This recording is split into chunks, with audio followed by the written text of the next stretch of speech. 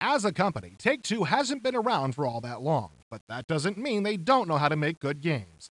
Take-Two's Star Crusader is a Wing Commander-style strategy action game that's actually much more than just another Wing Commander clone. When you first watch the demo or read the literature on this game, the plot appears to be a hokey story thrown together after the game has already been completed. A jumble of space vocabulary and made-up funky names. Fortunately, with a little more investigation and a little patient listening, one finds out that the plot of Star Crusader is in fact an intricate tale that tells of a powerful conquering race that has taken over most of the universe, and is trying to impose their views and values on other alien races. Your point of view on their actions all depends on what side you decide to take. The Green Empire is the powerful race that practically rules the universe. However, the Greens do stumble across new races on occasion.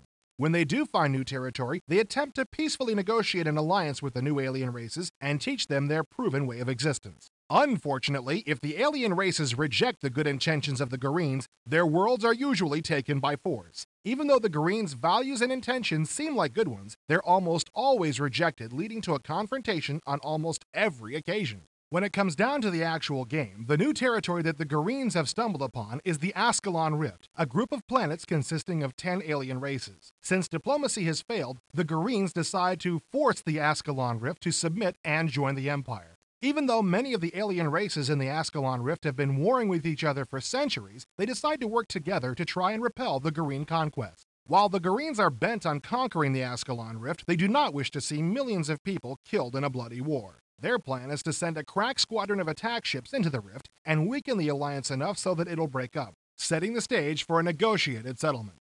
A huge space station that would essentially enable the Greens to crush the Ascalon Rift is to be completed in 6 months, but the crack squadron is given only 3 months to break the alliance in order to avoid massive bloodshed. The Greens may be pushy, but they're not an evil race. As the player, you can choose either side. With the Green Empire, you would control the crack squadron sent into the Ascalon Rift. The player doesn't just fly as a fighter pilot in the war, as in Wing Commander. He or she becomes the leader of whatever side the player chooses. As for the gameplay, the action sequences are a lot like Frontier Elite or X-Wing, but with more graphic detail on the polygons. Each ship is covered with beautiful texture maps. There are over 100 different missions that can be flown.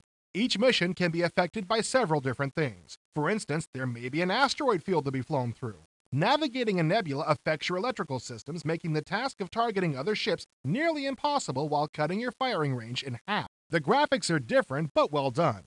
The voices are good, and the rendered cinematics look sharp. With the incredible variety in missions, the addition of strategy, and the choice of choosing your sides, Star Crusader should be an incredibly replayable game.